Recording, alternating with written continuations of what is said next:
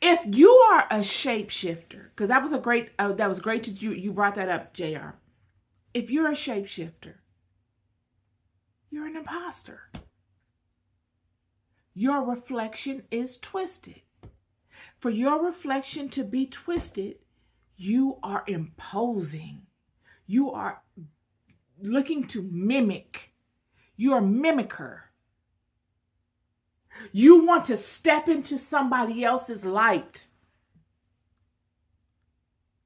You're an imposter.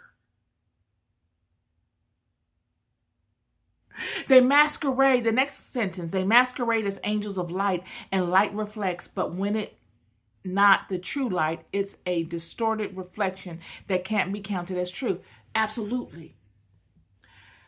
It will come upon you as an angel, or let's just say this. A messenger is an angel, so surely truthful. It will come upon you as an angel of light, but it will also come like an angle of light. And that angle of light, within that prism that is pulling that angle from, is distorted. It is of the source that it builds its angle from that distorts the essence of it, or the reflection. So that when you and I see it, it does not emanate within us the same level of power. We've got to force the interaction. God, let me speak this the way I know it. We've got to force the interaction. You will second guess it. You will first deny it. I'm going to give you an example, because I don't want to sound like I'm just all out in left field. So I'm going to use something totally non-related to what I really want to speak to. Have you ever been like at the park? And I know when I lived in Atlanta, there were a lot of trees at this park. Atlanta has a lot of trees. And I would walk early in the morning at the park. And a lot of times when I would walk at the park, the dew would still be coming down. It would be fresh on the grass, and the sun hadn't dried it up yet. It'd be that early in the morning. It'd be that intricate time between the sun drying the dew and the dew being prevalent upon the leaves and the grass. And I can recall a time I was walking, and in the distance I saw a beam of sunshine, beaming down into a canopy of branches of a tree. And it looked so beautiful. It looked soft, inviting. It gave off a natural ambiance of goodness, of blessing.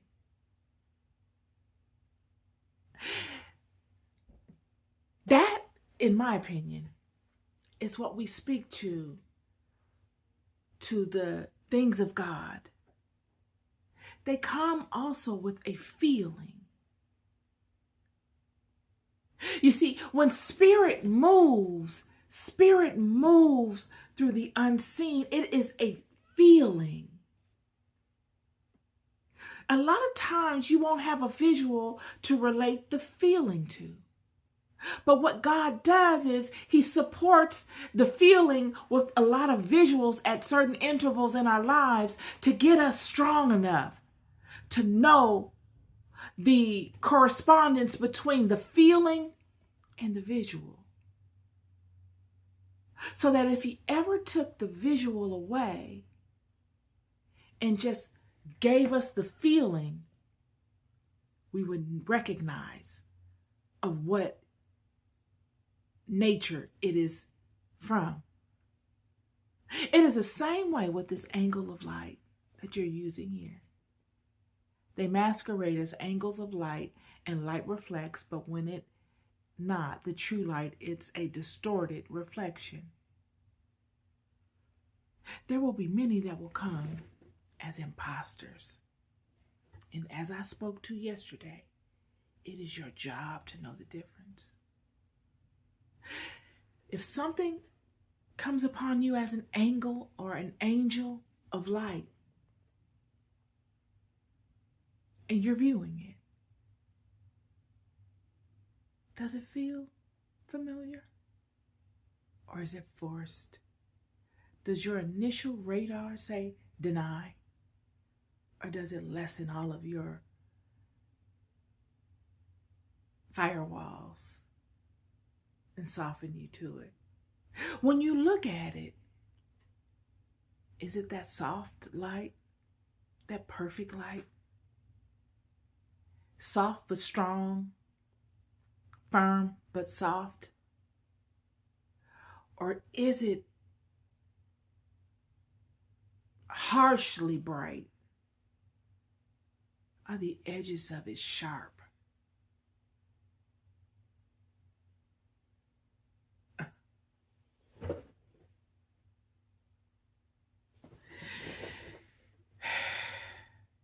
These are all things that you got to ask.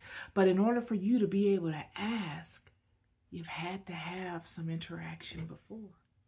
Or else it won't make sense. It won't matter if they're sharp or bright or soft and strong and rounded and softened at the ends or sharp at the end. It doesn't matter. What difference does it make?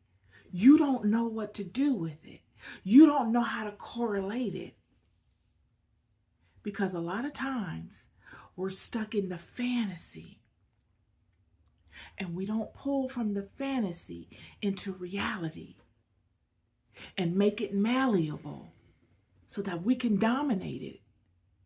We can, instead of beating ourselves up and saying, oh, the angel of light came and imposed itself upon me and I was tricked and all of this kind of stuff, we say, I entertained it,